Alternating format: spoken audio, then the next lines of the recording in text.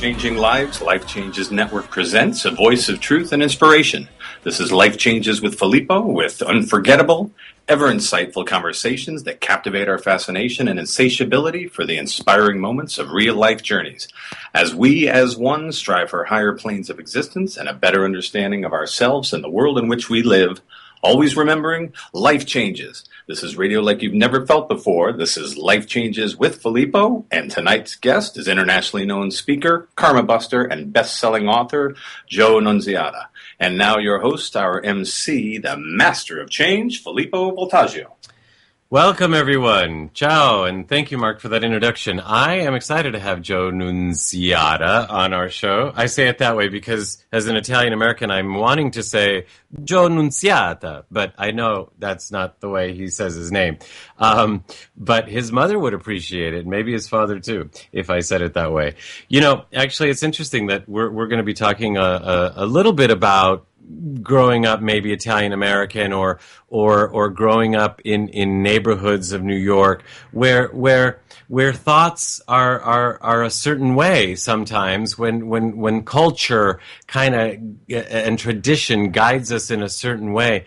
And it's so interesting to me, and I'm excited to be talking about something a couple days before a huge event that will be happening in the next couple of days, and something that'll be happening all over the world. And no, I'm not saying that.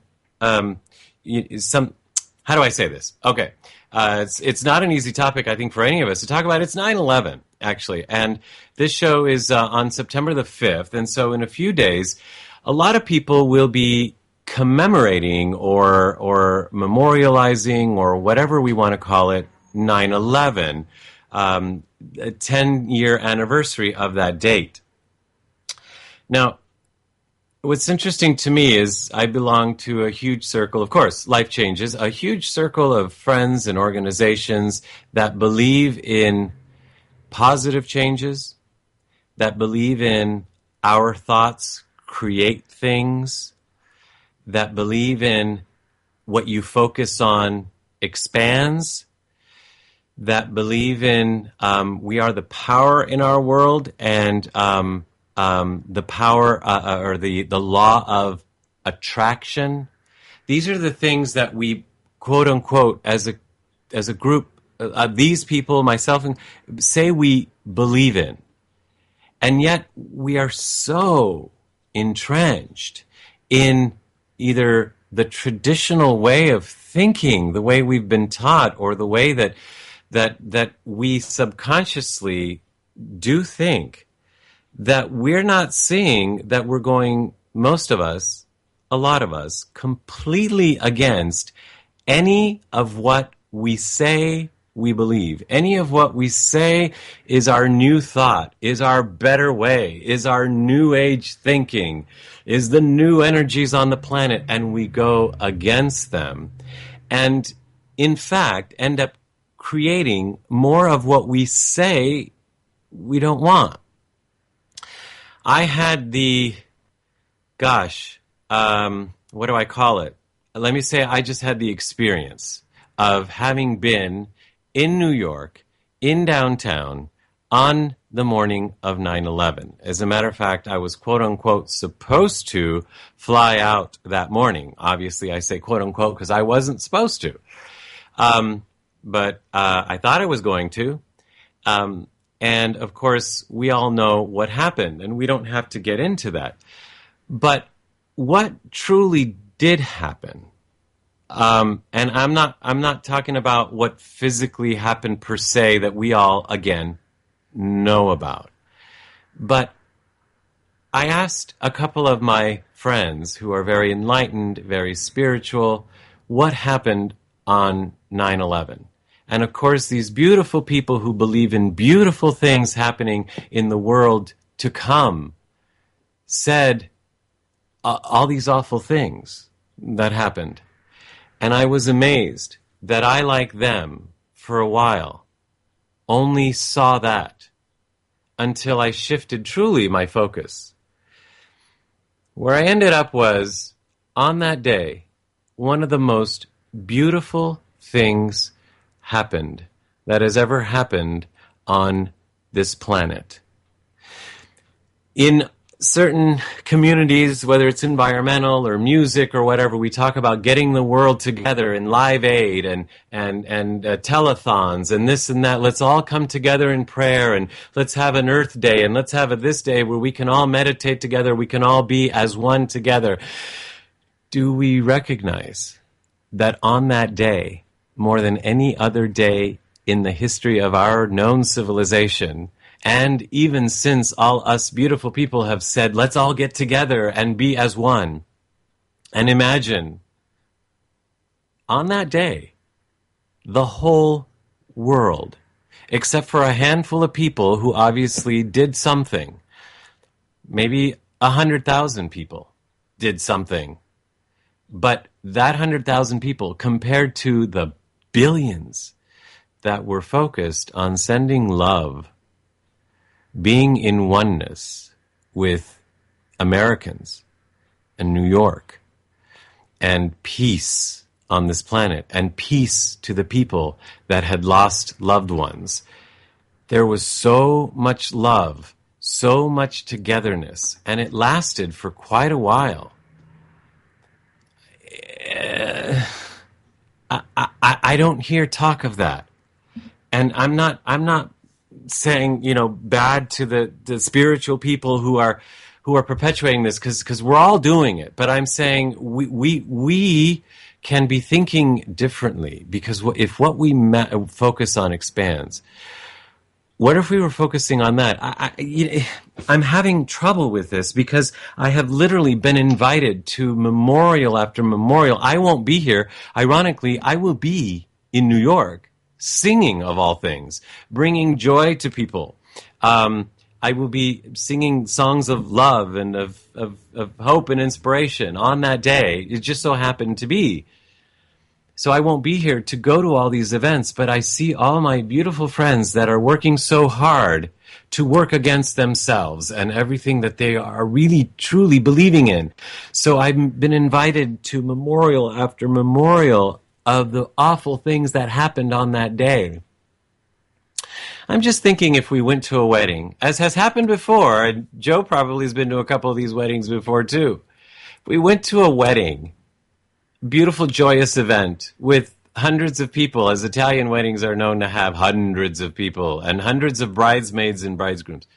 If we went to one of those and somebody broke a fight between two men that had some kind of grudge against each other, on the anniversary of that wedding, would we get together to commemorate that fight every year? One could argue that it was the fight that happened on that wedding, on that day. And it's not comparative to a wedding, because everything else that I'm speaking of happened because of it. But everything else that I'm speaking of did happen. It happens to be one of the most beautiful things, everything else that is, that ever happened on this planet. And today being the 5th, we have 5 or 6 days to consider. Maybe on these memorials, we can spend a little bit of time talking about all the love that came in for Americans, or all the unity that we were. I just got to throw this in. I did some research before coming on the show, but there are sites from Muslims, organizations that list themselves in support of America, that were started on the day after that, and weeks after that, and that are still there. Have we been grateful for that, and for those people who didn't believe? And I mention Muslims only because of the faith that supposedly the people that did this were. And I'm not pointing fingers, I'm just saying that we have 6 more days, and on those days, because a lot of us are going to be at these events, may we remember to think of the good that happened on that day as well, if not maybe exclusively, so that we can manifest much, much more of that. And in just a few minutes, we're going to be manifesting all kinds of good stuff with our guest, Joe Nunziata, right after this. Clean water is not enough. reverse osmosis, distilled water, and most bottled waters are devoid of naturally occurring minerals. They are acidic, unstructured, and hard to absorb and rob minerals from the body. IonWay's ionizers produce a super abundant supply of powerful antioxidants in each glass. Ionized water has a reduced molecular cluster size and a negative charge, hydrating you up to 6 times better. Water from an IonWay's ionizer will help you restore your body to its natural pH balance, boosting your vitality. And ionized water more effectively flushes acidic toxins from within your body. Drink the healthiest water available today. IonWay's water systems, their water changes everything. To learn more about IonWay's water systems and how you can own one today, visit our website at lifechangeswithfilippo.com and click on our sponsor page. You are listening to Life Changes with Filippo on the BBS Radio Network with your host, Filippo Voltaggio. You can visit us online via Twitter and Facebook and at lifechangeswithfilippo.com. That's Filippo, Filippo. We're back. I am Filippo Voltaggio, and today our guest is Joe Nunziata. He is an internationally... I did it again. Joe Nunziata. Sorry about that. Joe Nunziata is an internationally known speaker, karma buster, and best-selling author of Spiritual Selling, Finding Your Purpose, No More 9 to 5, and soon to be released Karma Buster books. He has been delivering his life-changing message at seminars and events since 1992. His unique blend of psychology, philosophy, spirituality, and the power of energy resulted in revolutionary new programs and seminars. And so now he specializes in helping people identify and break through the subconscious energy barriers that are holding them back. Welcome, Joe, to the show. Thank you, Filippo. Thank you. I love to hear my name pronounced. That when I was in Italy, that's the way they said it. So that is the way it is meant to be said, as you know. You know, it's interesting that we're having this show on the 5th, and not only are you Italian American, but you're from New York. Yes, I am a New Yorker. I'm originally from Brooklyn, New York. Just moved out here last week, actually 2 weeks ago, out to California. But spent my entire life in New York City, and Brooklyn, in the boroughs, and I've been a New Yorker, so making a big shift myself. So, first of all, welcome to California. And, thank you. You know, how does what I shared during the monologue relate to some of your work and maybe some of what you know about New York tradition or mentality or, you know, entrenched Italian-American mentality, whatever, something like that? Well, you know, it's funny you talk about 9/11 because that day, at that time, I was doing this work part-time and I had a full-time job. I was working for a company as a sales director, and the day of 9/11, I was actually at Kennedy Airport on a plane that was stopped because the first plane had hit the tower, and then they told that no one knew what happened in the airport. They just said, "Oh, you know, there's been an accident. We're grounding everything for now." And I remember getting off the plane and waiting, and then the second plane hit, and of course the whole thing unfolded. And I was at the time living on Long Island, which was about 30 miles outside New York City. I used to take the railroad. We have this railroad train that goes into New York, and every morning I would take the train. And I remember the days following the event. The train was always, you know, people talking and having their coffee and bustling. And I'll never forget the first day getting on the train, which I got on the train on the 13th. I did not go to work the next day. We closed the office. But I remember everybody sitting there in a somber silence the entire train ride, which never happened before. People were talking on phones and doing all different things. And then I remember coming out of the train and walking up the steps and seeing all the posters on the walls of all the people who were missing and all those people who were trying to be, obviously, who were never found. Right. And it was a very amazing feeling for New York, because, you know, New York is so crazy and fast and wild, and all of a sudden this very somber, quiet feeling that kind of encapsulated the city for a while. And you know, what you said is very interesting, because I think for a while people shifted, but unfortunately, in my eyes, I think what has come out of it, although there's been some good, I think the society actually got worse. And I don't know why that is, but to a degree, we kind of went from, this was an opportunity, which I think a lot of people did take the opportunity to change themselves. But as it evolved out of it, we almost went into an overdrive back into the 80s and recreated another big mess. So it's very interesting how the whole thing played out. Yeah, it was an interesting time to be in New York. I noticed that it did last for a while, and then little by little things started to get back to normal. But it was certainly a shifting of energy for people, and it definitely woke people up. Some people I don't know, but it was an interesting time there. You know, it's interesting that you say that. You reminded me of something because as I shared, I was there and I was not able to get out, and so I was there for that rest of that week, and I was there with my friend Laura De Leon, and that first. Those first few hours or that afternoon, I admittedly was running around crazy like everybody else, trying to get out of the city and not being able to, etc. And I was part of the craziness and the frenzy. And then there was a point where we noticed there was no way out. And it's interesting because Laura and I both kind of resigned to the fact that, okay, we're not getting off the island today or now. So what are we going to do? So we made the best of it, and we just kind of walked around the best that we knew how, and we walked around kind of just being in the moment.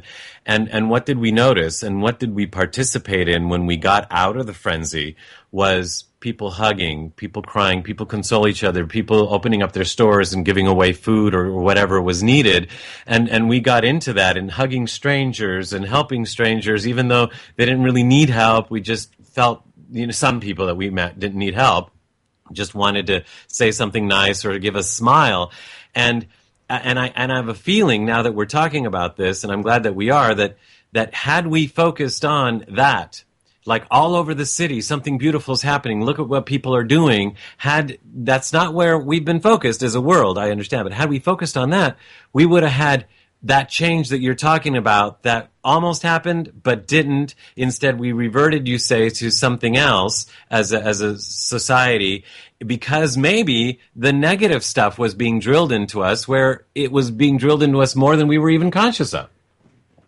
Well, I think that's obviously what it's all about. As a person I worked in advertising and I sold news shows, so I knew what it was all about and getting ratings and what people want to watch. And, we've seen, this explosion on television with these reality shows, and all these shows focus on negative. They focus on fights, they focus on violence, they focus on backstabbing, they focus on upset, they focus on drama, very similar to the news. The news reflects the same thing. They focus on bad things happening and accidents and all those kinds of things. And again, this is where all this gets perpetuated to a large degree because we are conditioned to go to that place because that's what we are seeing all the time. So as you said, and I agree, there was an opportunity to see the other side of it, but unfortunately, this is the world we live in, and this is the focus that we are here, people like you and myself, that we want to shift. And here is our opportunity right now on radio. You and I and Mark and BBS Radio and Dorothy, we're talking about it in a different way. And in a sense, this is kind of what you do. You take, like, for example, selling, which is thought of as, trying to get people to buy something they don't want to buy. And you say, well, there's a spiritual selling. And then finding your purpose, meaning like aligning with who you are here and actually being happy to be here and doing what you want to do. No more 9 to 5. You're saying, and Karma Buster with your books and your seminars and all that, you're saying, hey, people, it doesn't have to be what you've been conditioned to believe, right? Yeah, well, again, it's shifting how you see it because these are all the things that people have been conditioned to do. And what happens is, I'm kind of similar. It sounds like you're similar to me. I'm a bit of a research buff, and I'm a history buff. So I like to find information that is true. And one of the interesting things that I found out as I'm going through this, it's almost like you're uncovering all the truth based on all the things you've learned that are not true. So now you're uncovering all this truth and saying, oh, my God, I learned this, it's really this. I learned this, it's really that. Mm-hmm. And as I'm going through the process, one of the things that came up, we were talking about Italians and Catholics and all that kind of stuff, was learning about the Catholic I didn't Church. Talk about the Catholics. You just brought that up. I'm going to bring up the Catholics for a minute, but just talking about, we were very drilled into the religious belief system and, the priests and all that kind of stuff. And I started to research a little bit more, and what I found out why the priests, because early on, if you go way back, the priests actually did get married. And then later on, the church decided, well, you know what? When these priests die, we have to now pay for their families and feed their families. we don't want to do that, so we're going to make a rule that says the priest can't get married, and they kind of masked it in this whole idea that this makes them more holy. But that's not really why that's not really why they did it. So this is just some of this, just again, starting to uncover all the truth. We were fed information that we absorbed as children from a source, whether it's your parents or grandparents or school, and we took that as the truth. But you have to, I think, one of the things to make change and be a person who's going to be a spearhead for change, you have to find out the truth and then deal with it. And this is something that makes people uncomfortable because they don't like the idea that you're challenging their belief system and you're challenging what they have known their whole lives, and you're shattering a lot of these ideas and thoughts and feelings and beliefs. So it does create disruption, and people have to be willing to go there if they're going to facilitate positive change and really move their lives forward. You know, I like that, and yes, we are similar in that way, and I like to find the truth, which is like, to prove the lie wrong, and that used to get me excited, and in some ways it still does, but I have to admit, but now I've been finding that I look for a different truth, or rather for a different reason. So, for example, when people say, well, my life sucks, or the world sucks, and it just is, I mean, just look at it, it sucks, this is the world we live in, or something like that, I say, well, and they say, I don't want to lie to myself, I'm not, going to lie and say, no, it doesn't suck. And I say, okay, then don't say it doesn't suck. But is there one thing that doesn't suck? Well, yeah, my kids are great. I love my kids. Okay, all right. So the world is not completely effed up. There are your kids in the world, and they're beautiful, and they're loving, and you love them, and they make you feel good, or you make them feel good. So think about them more often. And I'm not saying that the other stuff doesn't exist, but if we just keep giving focus to the other stuff, then it diminishes, unfortunately, the good stuff, but also it doesn't help grow the good stuff. Yeah, and again, it goes back to what you're talking about. It's easy to focus on negative. You have to understand we're conditioned to be negative. People have to understand that. You grow up from the beginning. You're starting off, you come here, the initial feeling that every human being shares is shame, because when we leave the other side and when we come here, we're naked. We're disconnecting from source. So we're leaving. We're bad. We're ashamed. We're ashamed. So there's a feeling of shame that we all share as human beings here in third dimensional form, and that is our first feeling that we have. That's the original sin. It's the feeling of being ashamed. So you have to understand. Now you're coming in here and you're in a negative environment to a large degree, because that is the focus of people: pain, suffering, negativity, struggle. So we have to overcome this by reconditioning ourselves. This is a big task, because you're really, again, going back to when I talk about karmically, you're rewriting your script, you're rewriting your DNA code, you're rewriting yourself, and it is a very big task to take on, because it's so deeply ingrained in who we are and how we see the world. We're viewing the world based on the original sin and then what we have been absorbing since we're here, which is, unfortunately, a lot of negativity and fear and jealousy and all these types of things that we've been seeing for so many years, and it becomes ingrained in who you are, and it is challenging to get rid of it. It can be done, but again, it takes vigilance and work, and as you know, it takes time. I don't know if everybody hears your accent. Maybe I'm just in tune to it, because I like it. It's not, as an Italian American, it's not something I have, but I sense it in you, and I'm sensing that it's going away the more I talk to you. And I think you should keep it. But anyway, I just see you coming out of, like the whole Jersey kind of New York, Brooklyn kind of thing with this bat saying, okay, what's your problem? I'll bust it out of you or something. It's like, let's bust this stuff.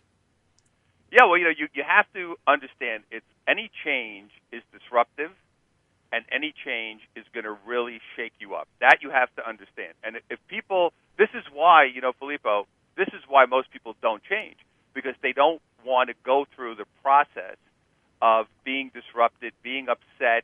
Moving here was a gigantic karmic shift for me, because growing up in the Northeast in New York, my karma was all about enmeshment. My wife is also Italian-American.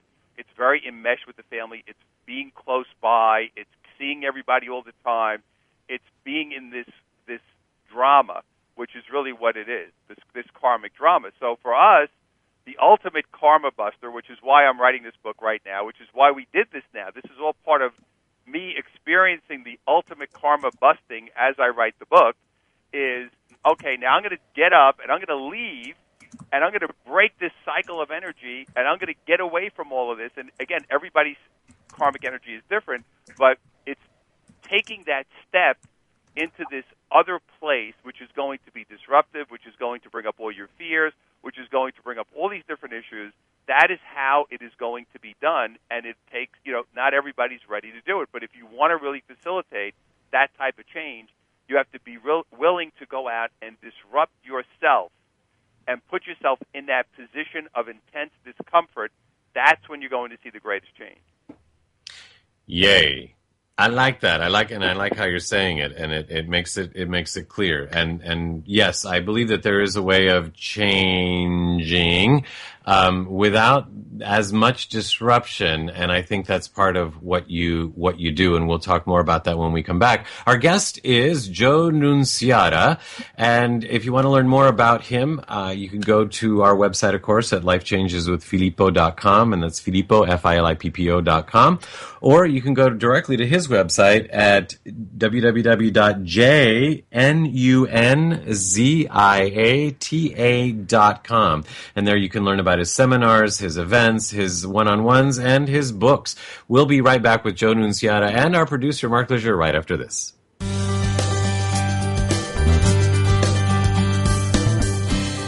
There are self-help seminars costing thousands of dollars guaranteeing miraculous transformations. There are compelling speakers and life-changing weekend experiences where you can walk on fire. They all deliver revelations that guarantee you'll come back for the more expensive revelations filled with even greater wonder next month on Fiji. We get addicted to positive, heartfelt, expensive theater. What we really need is a jumpstart, an awakening, someone who can give us a reminder that everything we need lies within. Through inspiration and practical knowledge, Dorothy Donahue helps people get grounded and motivated, inspired and energized. It's not just words and affirmations and the power of intention. It's a mindset brought about by a tangible, transcendental experience, an audio-visual, physical, spiritual experience that helps us realize we transform ourselves. We get tools to become the conscious co-creators of lives of unlimited potential. Find out more. Go to DorothyDonahue.com.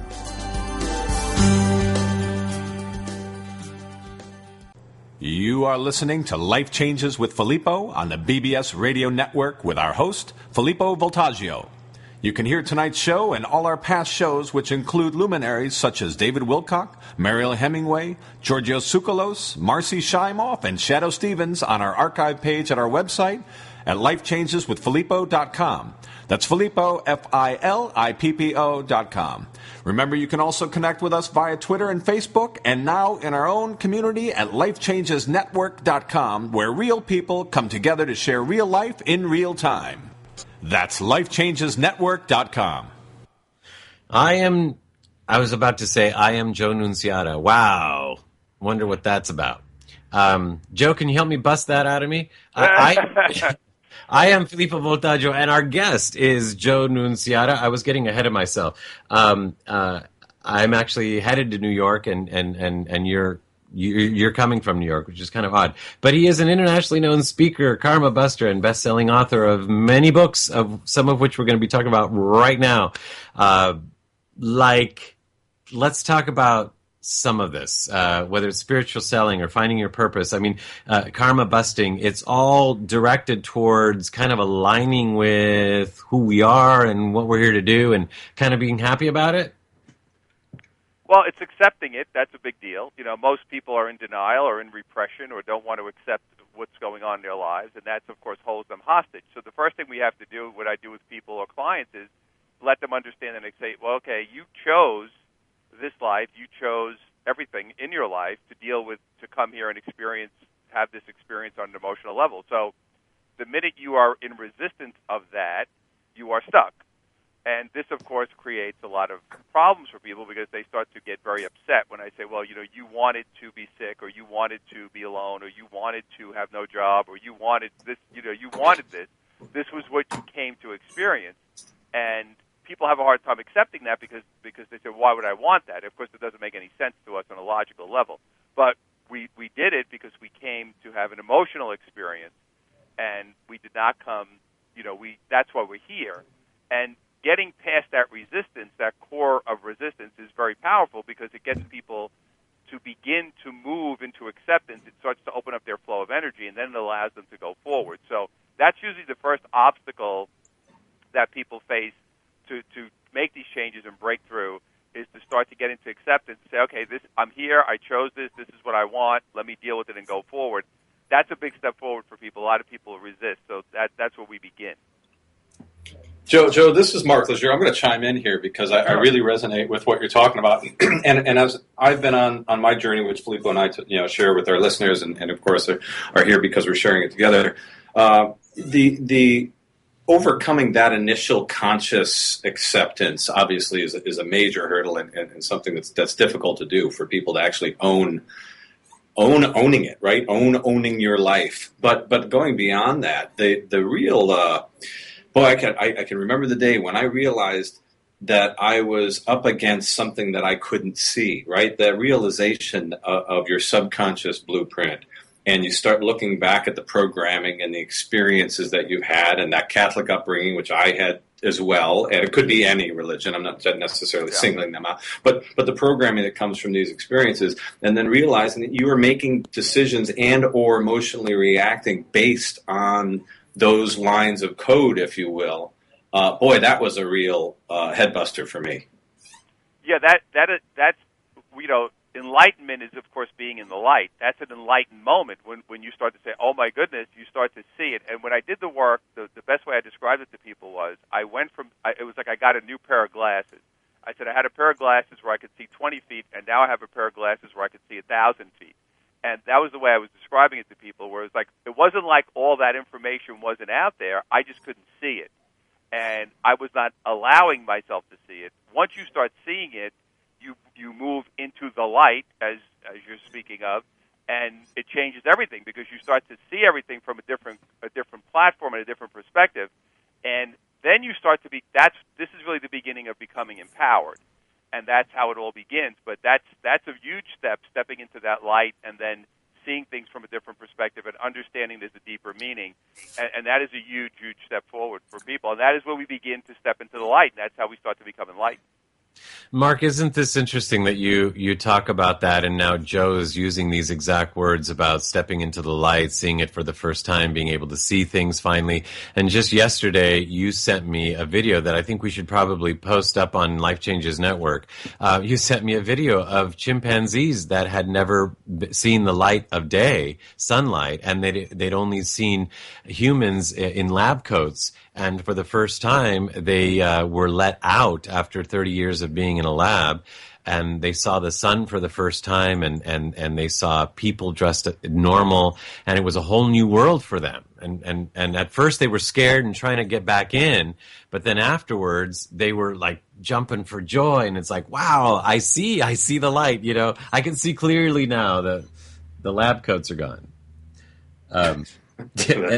That's a great line, and Joe, that's what you just what you illuminate. That the video that Philippe was talking about really is an analogy to what you're saying, because we've in essence been working within a certain set of rules. And so I think what I love about what you do, from as I'm learning, is kind of meeting people halfway, because you're not going to completely change how they see things, right? You're going to be able to help edge them towards enlightenment, but you have to somehow kind of reveal it to them in a space that they live, in a place that they are, so they can accept the information, right?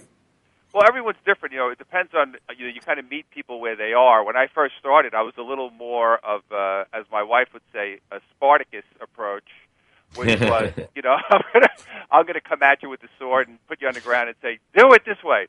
So did you wear the skirt too and the sandals, or just the sword? I had the whole outfit actually. So okay. I still do, and I can summon it when needed. But when I know I have a lot of warrior DNA in my life, because I was told that from another psychic. But So after I started doing that, because I was just so excited to try to help people, I realized, okay, this is not working.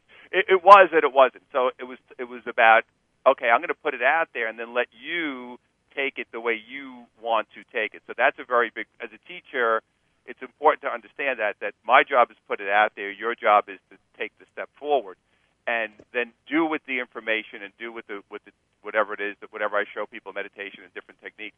Then you do with that.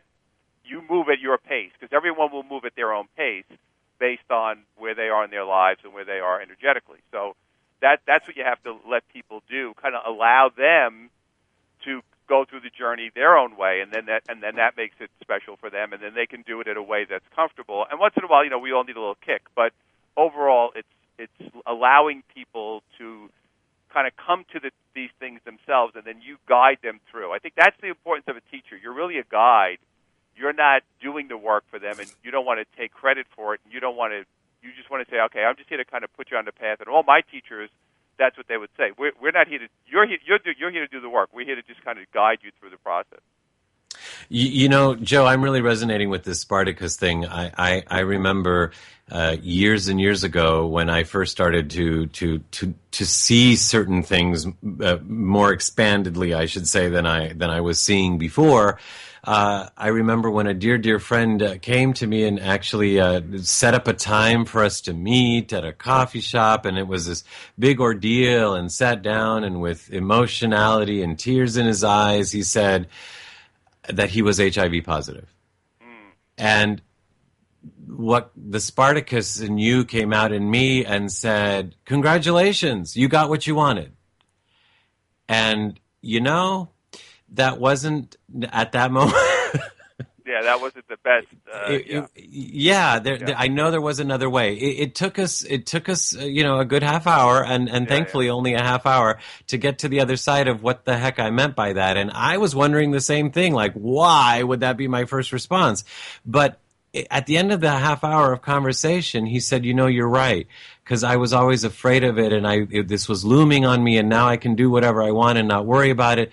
And then I went and said to him, I said, I don't feel you're going to die from this anytime soon. I don't feel like you're going to have any complications. And I really felt that. And this has been many, many, many years, and he's had no problems, no issues, no complications. And he's been able to live actually a lot less sexually active life, a lot less freer. I mean, a lot more free of that confinement, of that fear, which is an interesting thing.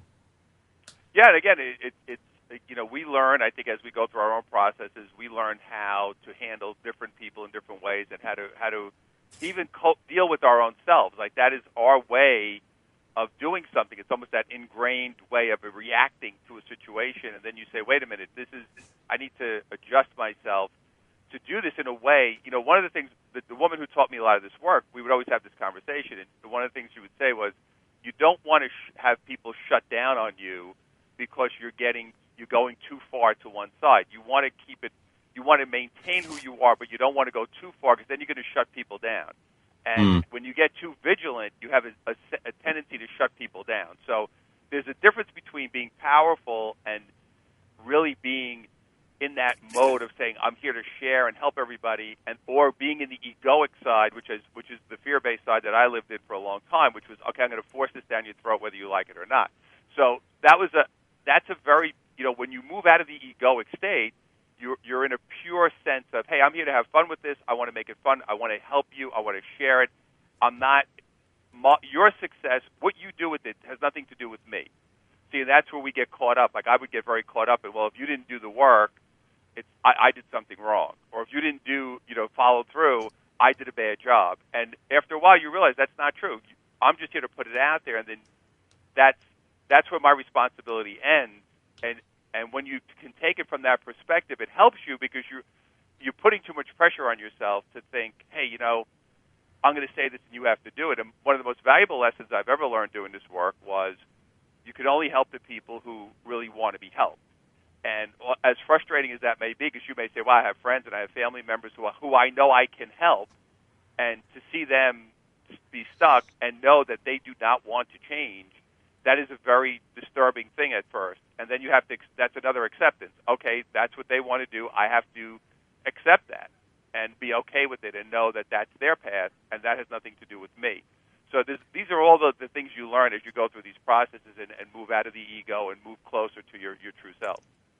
Yeah, absolutely. I'm really liking this conversation, and what I heard there too in what you're saying is that you have to remember you in the equation. That though you're helping somebody, quote unquote, go through their experience or have a better experience or whatever, in that moment, you are still you. You are still living your experience, and it has to be about your experience.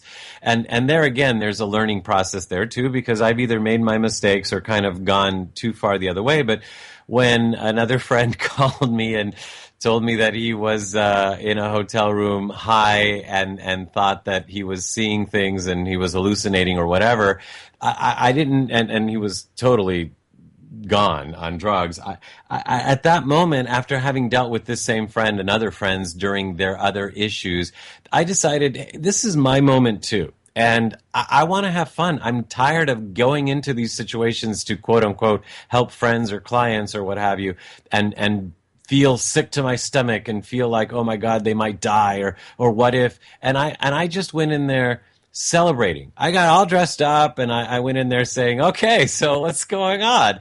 It wasn't appreciated, but on the one level, it's like, wait a minute, it's my experience too. And that actually has been the last experience for that friend, because no longer did he get what he wanted out of me, which was maybe that pity, that sorrow, that's not how he's going to get that from me. Yeah, and it's interesting that you bring that up, Filippo, because we also have cycles of energy with people. And it's a relationship, it could be romantic, it could be friendship, it could be family members, where okay, I've finished this cycle with this person. Leaving New York for me now was that happened with so many different people, where I saw new things starting and things ending and cycles coming to an end, and cycles of energy in a location. That's another thing. But you see that cycle and say, okay, we've both taken this as far as we can, and whatever work we came here to do together, that's finished, and we both need to move on. It's not good or bad. It's just that's the end of the cycle. That could be a work cycle. That could be a business cycle. That could be a friendship cycle. It doesn't matter. It's all part of how this works, and that's also something you have to accept. Okay, this is the end of this, which means it's the beginning of something else.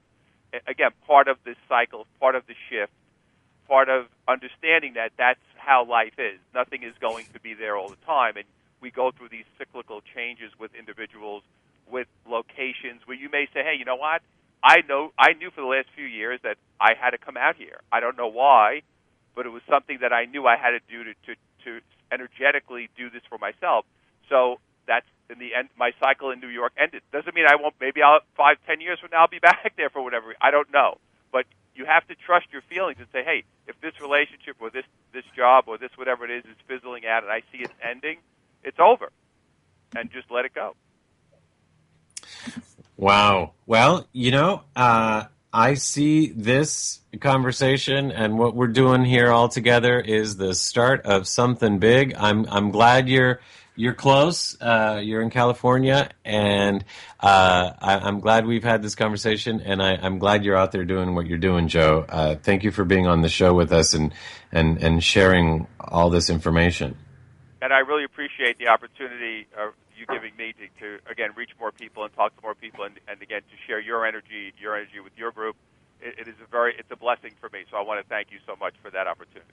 No, well, you're welcome and very good. Thank you for saying that. Well, with that, we have been talking to Joe Nunziata, who is an internationally known speaker, karma buster, and best-selling author. If you want to learn more about him or Top-Notch Training, his company, for either one-on-ones or his seminars, you can go to, of course, lifechangeswithfilippo.com, or you can go to jnunziata.com. That's jnunziata.com.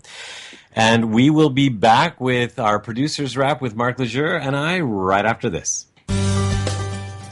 Life Changes with Filippo is a premier radio show presented by Life Changes Network, which is a company whose team has dedicated their lives not only to positive change, but to helping others observe and embrace, honor, and even celebrate their own changes, thus enabling a more positive, inspired life and helping to create a more positive and inspired world.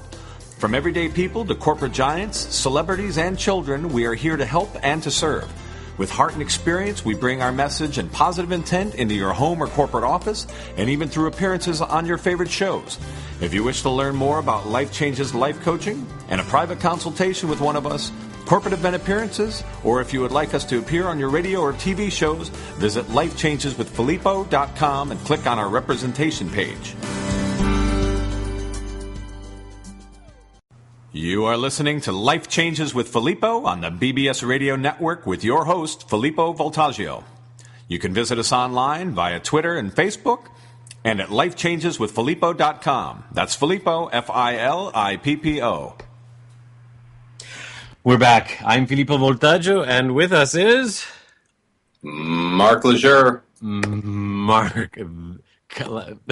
I don't know. I'm sorry. They sound like a cow. Thanks. Good thing I've been working on my diet. I would have taken that personally. A holy cow. And we've been talking to Joe Nunziata, and that was one quite interesting conversation.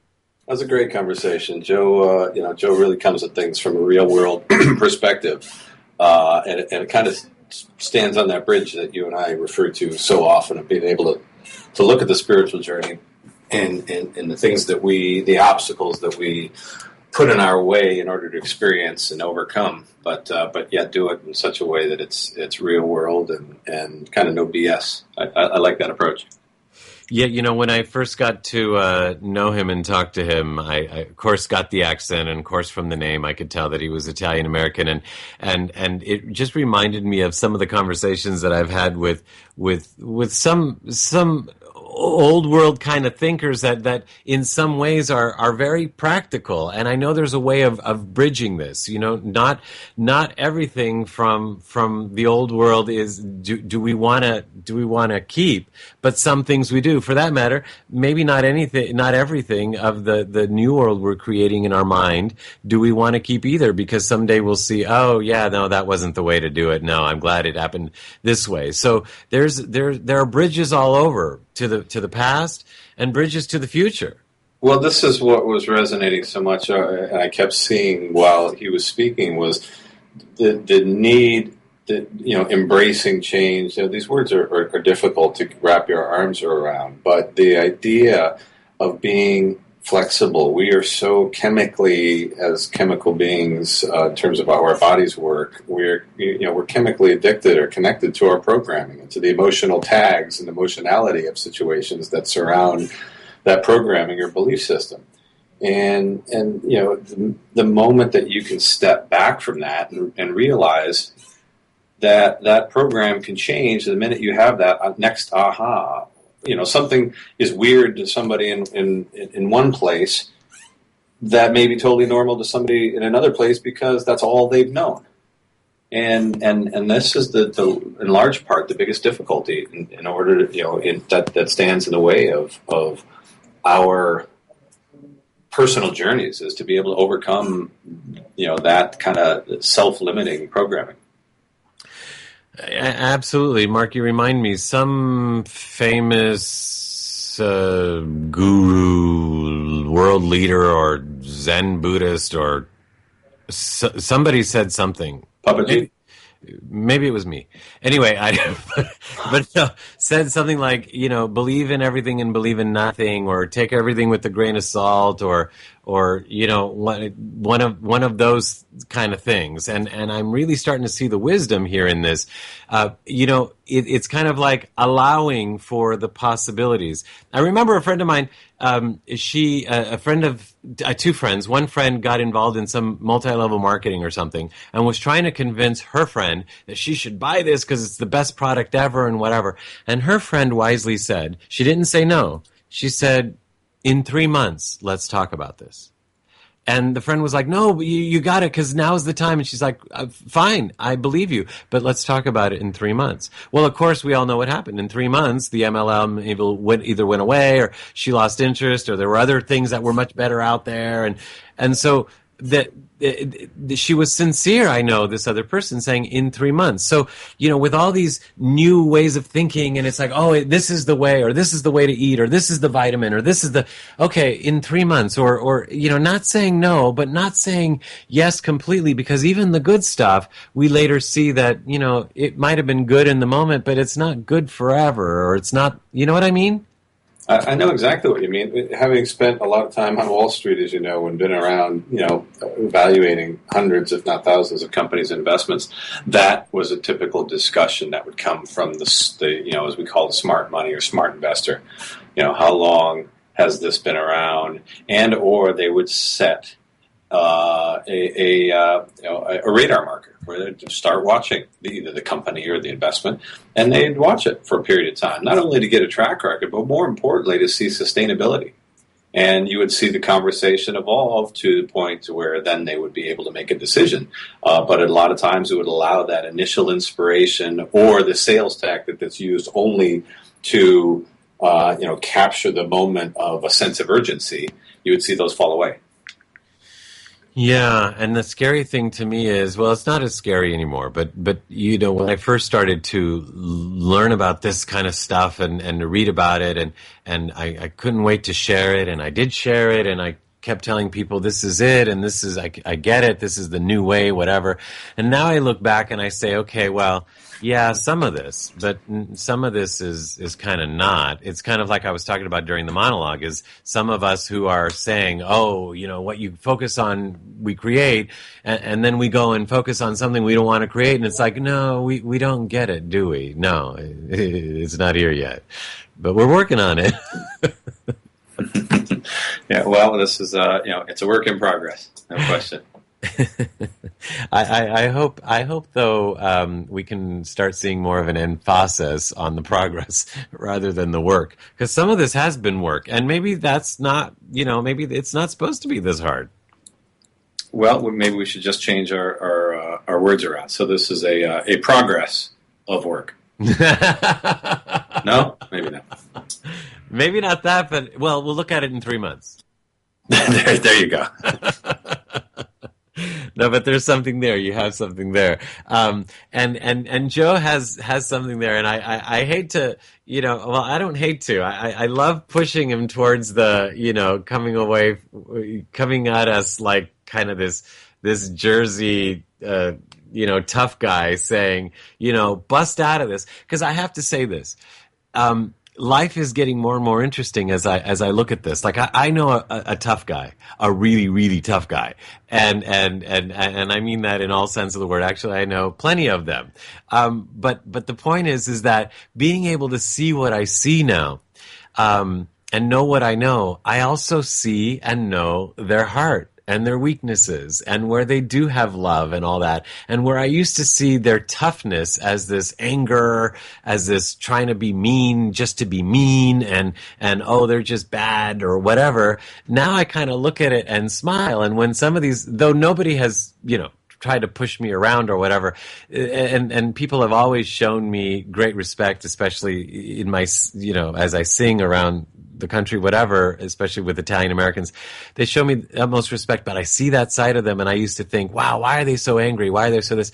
Maybe we misunderstand it. Maybe this is their way of playing, or maybe this is their enjoyment, or maybe they don't know how to do it any other way, and I'm starting to just allow for it, and it's actually starting to get kind of fun.